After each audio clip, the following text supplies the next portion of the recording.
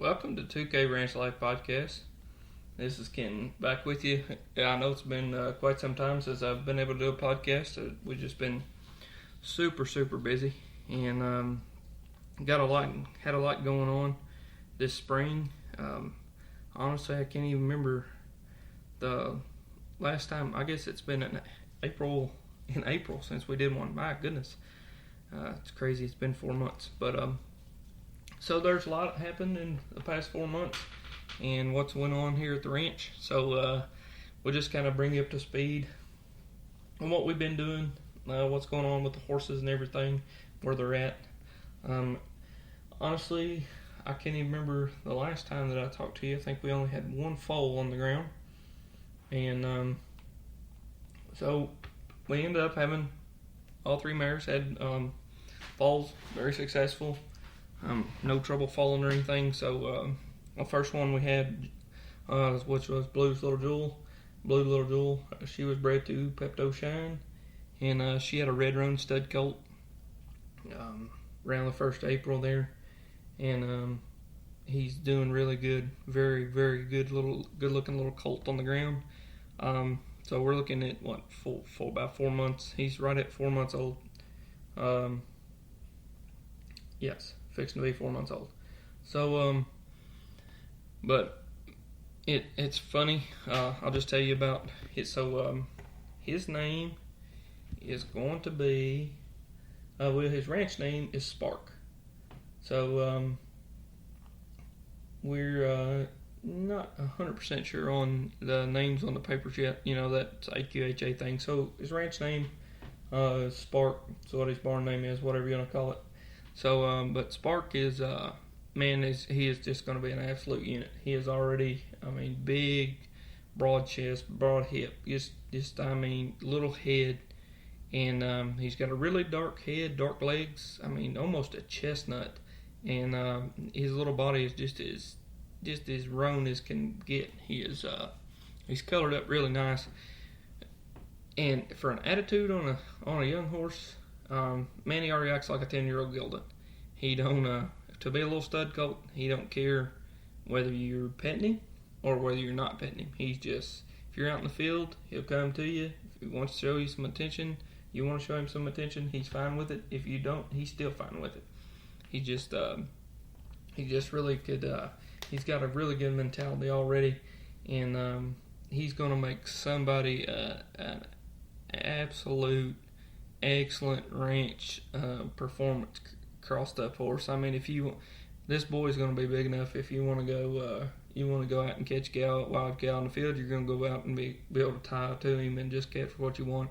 And but he's also going to have the athleticism, the ability to you back him up in the roping box and on the head side. Or I think he's going to be too big to be a hill horse, but I don't know yet. So, but the way he's growing, but I think you put him on the head side of somewhere, and he's going to have enough size and ability. And his mom, dad both have a lot of cow to him, so he should just be able to just absolutely perform wherever you want. But he is really nice, put together well. We're very proud of him. Can't wait to see where he goes and what he's going to do. Next, as far as just continuing on, what about the babies and stuff that we had? The next colt we had was out of our mare, Red Adair Spot and Natural Bottom, and he come out, and his ranch name is Oak, and Oak's another little stud colt. He come along. Maybe we may have talked about Oak already, maybe Spark, but I can't really remember.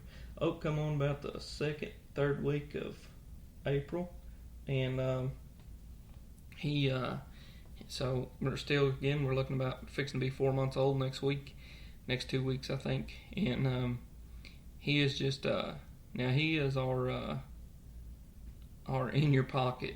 That's something you hear in the horse world a lot, in your pocket type. And he is our in your pocket type colt. You walk out in the field, and Oak's going to be all over you. You're going to have to rub him. You're going to have to pet him. He's not going to give you any other option. Pardon me. He'll already follow you around like a dog, and if you follow us on Facebook or anything, you've seen a video of him doing Kimber the other day as she was walking through the field and he was nosing her in the back like, hey, Mom, where you going?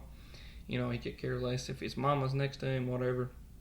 He just wants to be, he is an attention hog. He wants all the attention, all eyes on him. And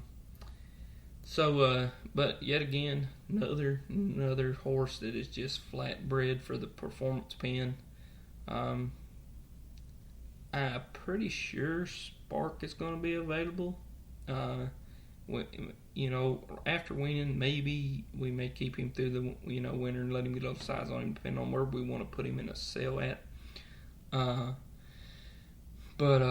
So I've already had some people ask about him, so I got some interest in him already. Like I said, Spark. It's back to Spark, but he's looking so good, and everybody just loves the way he looks and stuff. So, but now Oak is probably going to be. We're not sure about Oak yet. Oak might end up staying on the ranch. We really like his attitude. We not that we don't nothing against Spark, or we'll get into Meadow here in a minute, but I just kind of like how Oak, his demeanor. So maybe turn him into my backup because Dakota's she's 14 this year. So not that that's old. But if I don't get something in the works to replace her, by the time if you know anything about the quarter horse world or just horse in general, it takes you can get a horse good and broke. I've got a 2-year-old walking horse that we picked up at a sale last month, and I put a good start on her, and she's got the mind, and she's doing really good, and she's gonna grow up and be the kind. But it's just a slow process to get the horse where you want to be, and I really like the Buckaroo style of horsemanship, which is a very slow process. You do a little bit at a time, and start them out really light, and just add a little by little by little by little. And then I think what you really do is at the end of the day, it may take you 3 or 4 or 5 years to really get that horse where you want it. But by the time you get the horse where it's mature enough to think, and you can put it in a situation. So it's going to take me some time to get a horse to where Dakota is. She is, unfortunately, we don't have any papers on her. We got kind of hoodooed out of that deal of papers. But, she is just... she's what I can do anything on. It don't matter what it is, you can go do it on her. But it's took me quite some time to get her to that point. I started riding her as a 3 or 4 year old, didn't start her, but I really had to finish her. And she'd been taught she's a natural cow eating horse.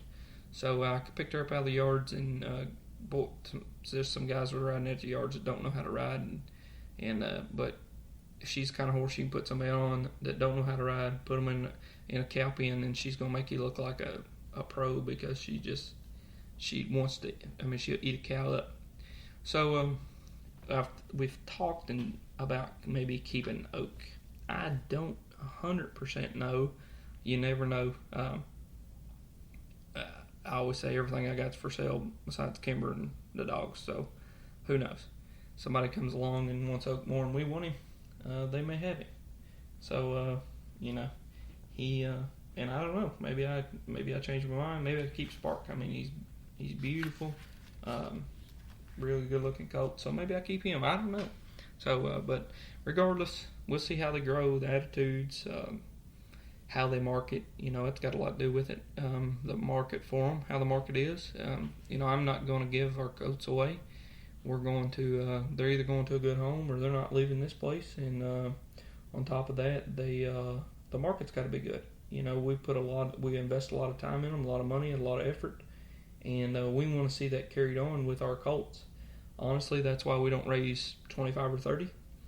We could raise 25 or 30, breed to cheaper studs, and kick out 25 or 30 colts, and just wherever they go, wherever they land, and it is what it is.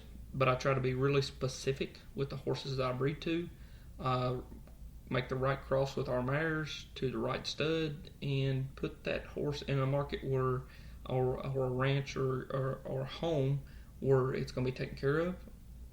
And that's just what I like to do. I don't like to. I don't want to just. To me, it's quality over quantity, and so I would rather sell 3 horses and get a little more out of them, or not so much worry about the price, but they go out and really do something. Somebody really likes them and really them perform. Not so much to just say, look, hey, look what I done. No, that's not what it's about. It's about, to me, it's about reputation and somebody that's gonna take care of your animal.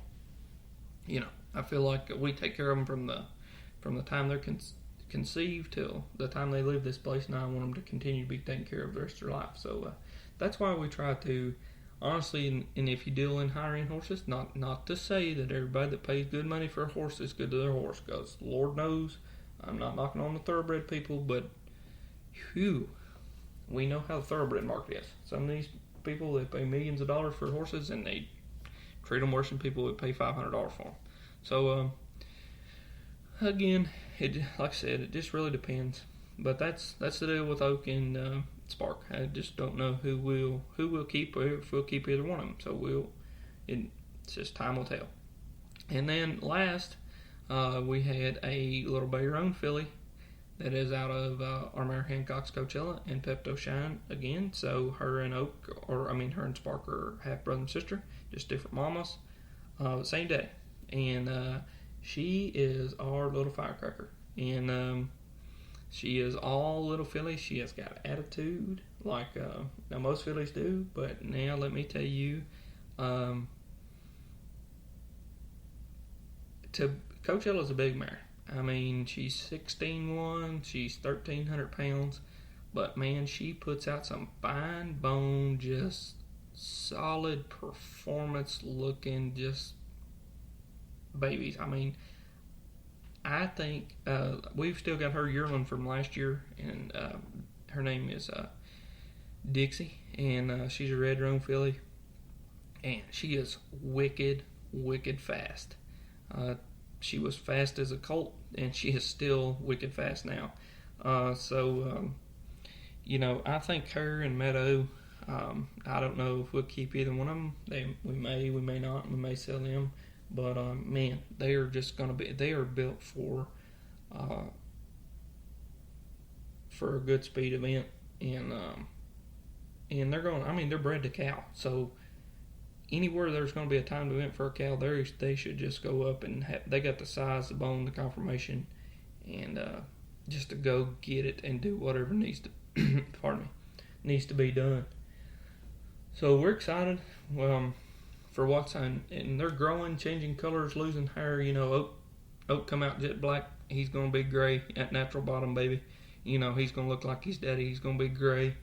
Meadow come out bay as can be, and she's shedding off, and I think she'll be Bayrown, but I don't really know.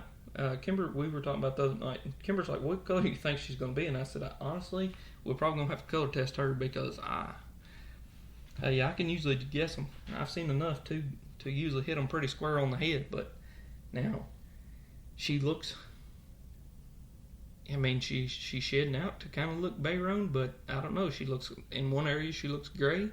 She looks like she's going to have black legs. Honestly, I don't. Her legs were like blonde hair, and now they got black hair underneath them. And I don't know.